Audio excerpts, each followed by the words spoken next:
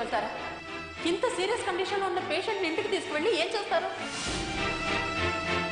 ఇలాంటి వాళ్ళతో అలవాటు పడ్డ మేమే తనని కంట్రోల్ చేయలేకపోతున్నాం. మీరెలా కంట్రోల్ చేస్తారు?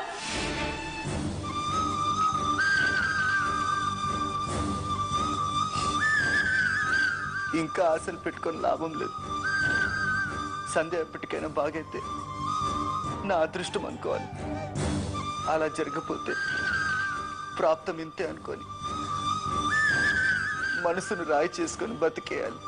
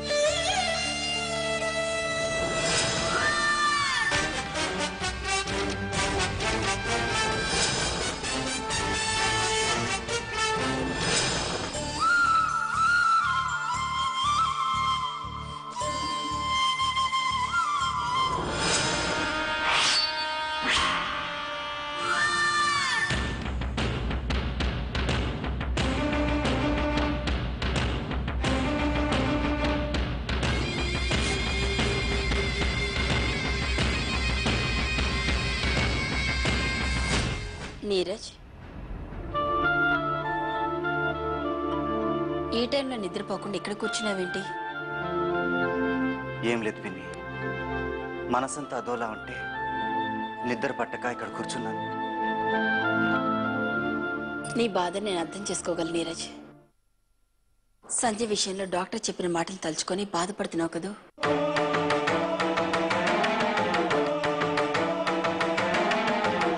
నా కర్మఫలాన్ని బట్టే జరుగుతుంది అంటారు. కానీ ఇంత పెద్ద శిక్ష పట్టానికి సంజయ్ ఏ పాపం చేసిందో అంతు పట్టడం లేదు. కానీ ఏదో ఒకటి చేసే ఉంటుంది, లేకపోతే ఇలా జరగదు.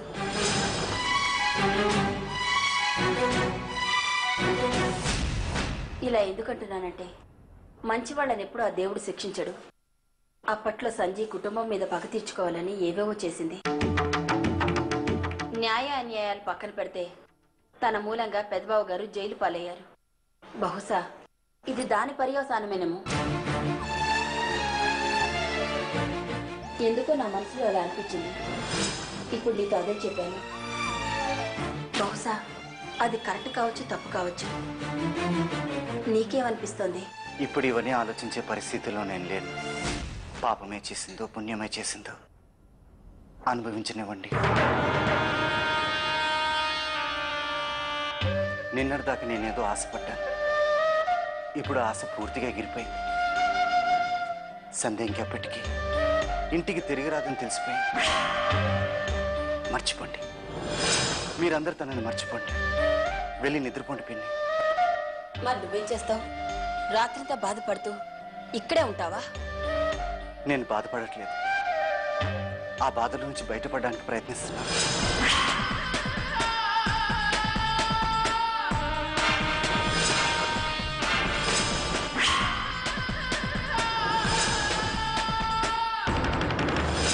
ఇది నీకు కొంచెం కష్టం కావచ్చు, కానీ నువ్వు చేసే తీరాలి.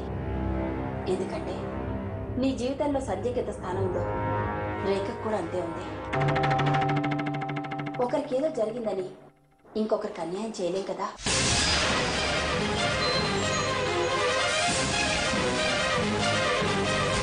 నీతో చెప్పలేకపోతుంది, కానీ నువ్వు ఇలాగే సంజయ్ గురించి బెంగపడుతూ చివరికి ఏమైపోతావోనని రేఖ భయపడుతుంది. నువ్వు కొంచెం అటు కూడా ఆలోచించాలి నీరజ్.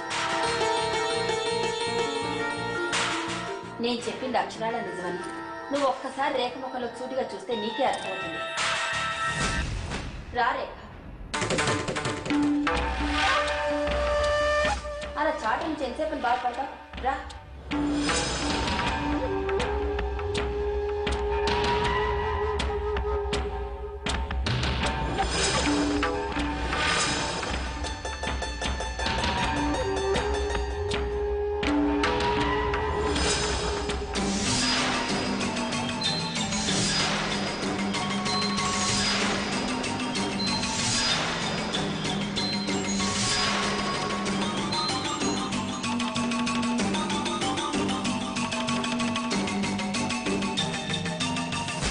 నీ మనసులో ఉన్న భయాన్ని నీరజ్కి చెప్పాను.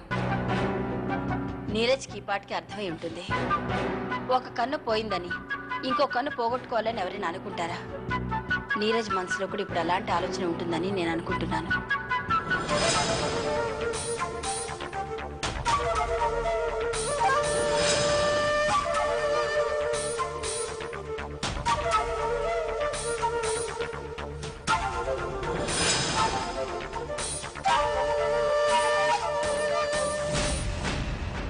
నచ్చ చెప్పి రూమ్లోకి తీసుకెళ్ళి రేఖ.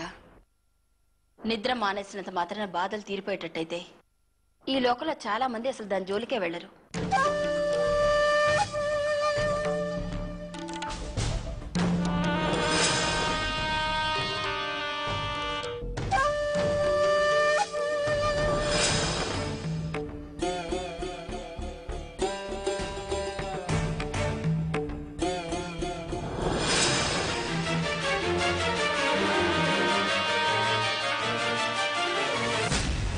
ఒకప్పుడైతే నేను ఒంటరి దాన్ని.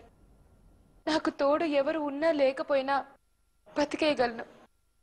కానీ ఇప్పుడు నా ఒళ్ళోకి ఒక బిడ్డ వచ్చి చేరాడు.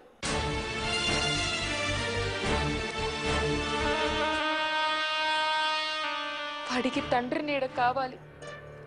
నువ్వు ఇలాగే రాత్రింపగళ్ళు నిద్ర మానేసి మనసుతో పాటు ఆరోగ్యం కూడా పాడు చేసుకుంటే వాడికి దిక్కెవరు నీరజ్? వద్దు నీరజ్, మమ్మల్ని దిక్కులేని వాళ్ళని చెయ్యొద్దు.